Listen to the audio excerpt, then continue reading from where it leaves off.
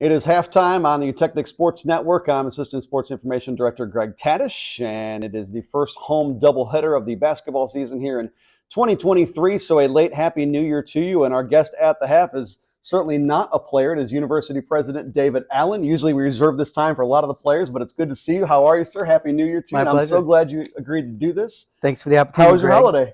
The holiday was fantastic. A lot of road time, but got to see some family, spend some quality time, ate some great food. Nice, nice. Well, we'll jump right into this. I know we got a lot of basketball stuff to talk to. We'll talk some university stuff first. And you're relatively new on the job, not as new as me in August, but I know July of 2021 was when you began as the school's fifth president. How have things been since kind of settling into your job and taking over with all the things you do on a daily basis? Sure. Well, Greg, officially at the end of June, I was told I could no longer use the term new, so I have to drop that term for now. But 18 months, it's been a great experience getting to know the people in the Eutectics family, understanding the culture here. Working on all the various aspects of new programs, new athletics, a lot of growth and building going on, as you know. But it's been an exciting time, and it's been really fun getting to know the people as a part of this institution. What are some of the challenges with that growth? Because not only is it as a university with all the different majors and the explosion and changing the name from 2020 to or around 2020 to now University of Health Sciences and Pharmacy, but then adding all the sports on the athletic side, how does that impact? What are the challenges with all that? It's been a lot of fun to watch it. The growth in the academic programs is going to be extremely important to us as we focus on our mission of being a health sciences institution. But watching the athletics growth as well, something I've not really been a part of as an academic, pharmacy academic for all my career. But, working with great people like Jill Harder and the people on the side of athletics and has been really a lot of fun. And then on the academic side, working with the people in all the various the new colleges and the new academic programs and seeing that growth.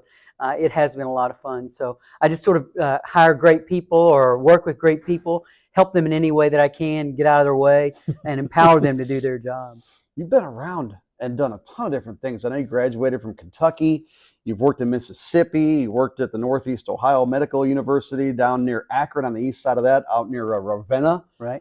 Very familiar with the Ohio side of things. You've worked and visited and I taught in Chile and France and Switzerland, Right. and you've written a bunch of publications.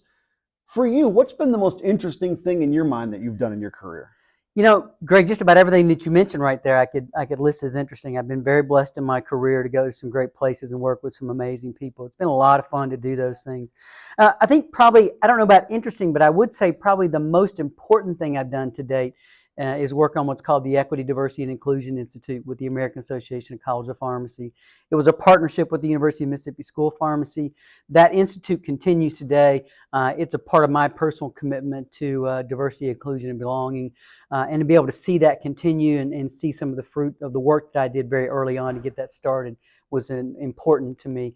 But interesting, just about everything I've done. I've been very blessed to be in great places working with great people. I know diversity and inclusion is something that is kind of at the core of what this university is all about. How much have you seen transition even from your short time of being here that kind of comes into play?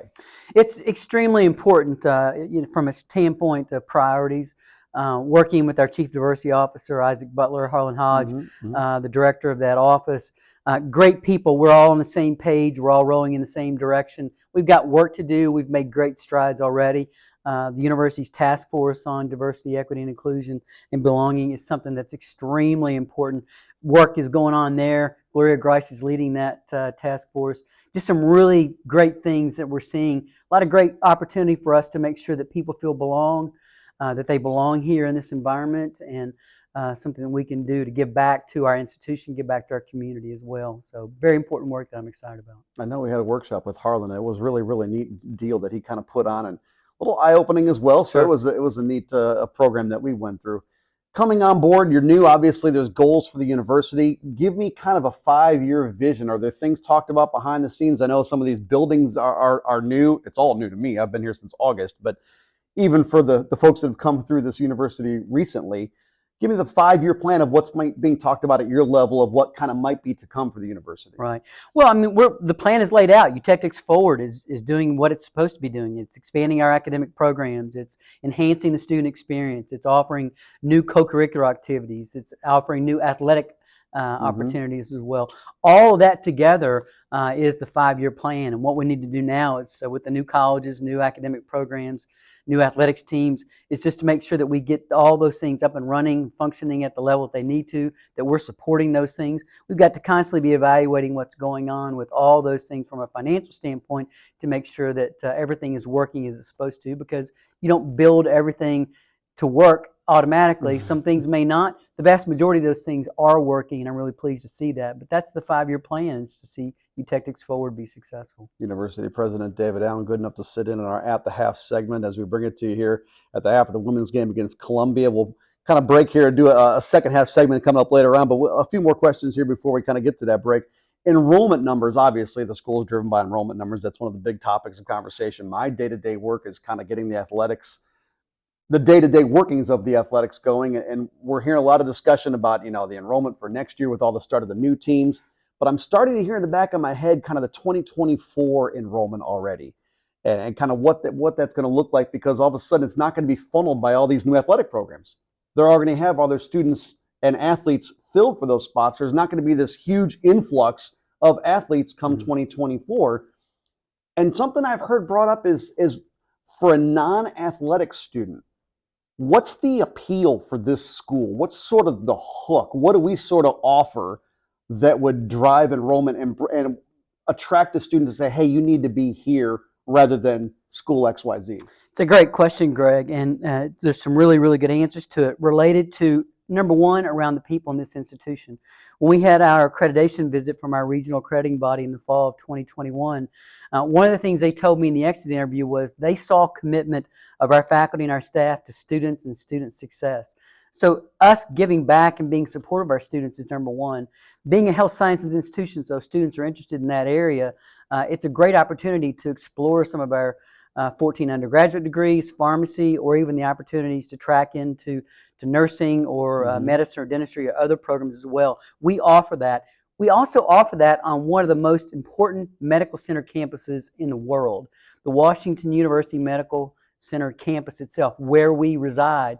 We have some incredibly strong partners, some amazing clinical opportunities in terms of training and so forth. Those things are extremely important to be able to train in a medical center like this, but also within the confines of this institution that is very small. The Eutectics family, very supportive environment. The staff and the faculty will know your name. So if you're interested in health sciences and you're interested in training at a top medical university, and you want to have a very personal relationship with the people that you're working with from a staff, faculty standpoint, this is the place to be. What would be one special thing about this place that people might not know? Anything come to mind? I think the most important thing is what I told you at the beginning of that last answer, which is that our people are committed to our students. And for an objective outside view as the accrediting body telling us that what's really important to our people is that they are committed to students and student success. That in of itself is something that to me is incredibly important and something students should look at. Anything, school and the way universities work obviously come down to finances, and I'm wondering if starting all these sports at once, right at the same time, is giving you any kind of financial concern that we've almost kind of bitten off maybe more that we can chew right now, and that might come back to bite us down the road. Is there any thought in that in your head? It's important for us to realize that our board made a very informed decision to invest in our institution. They're doing that from our endowment, not from our operating funds. So they're supporting these new athletics teams. They're supporting the new academic programs and the new initiatives to make sure that our campus experience, the student experience, are all positive, as well as all these co-curricular activities.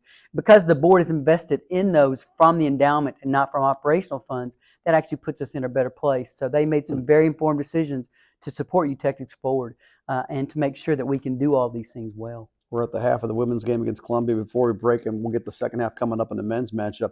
Women have been on a roll. I don't know how. You tweet the heck out of some stuff, so I'm assuming you follow all this.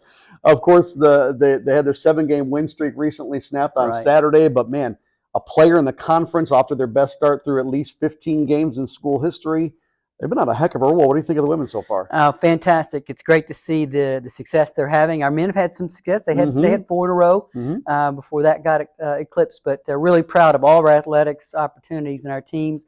Our girls basketball team certainly stands out among them all. But key focus for all those individuals: student athletes.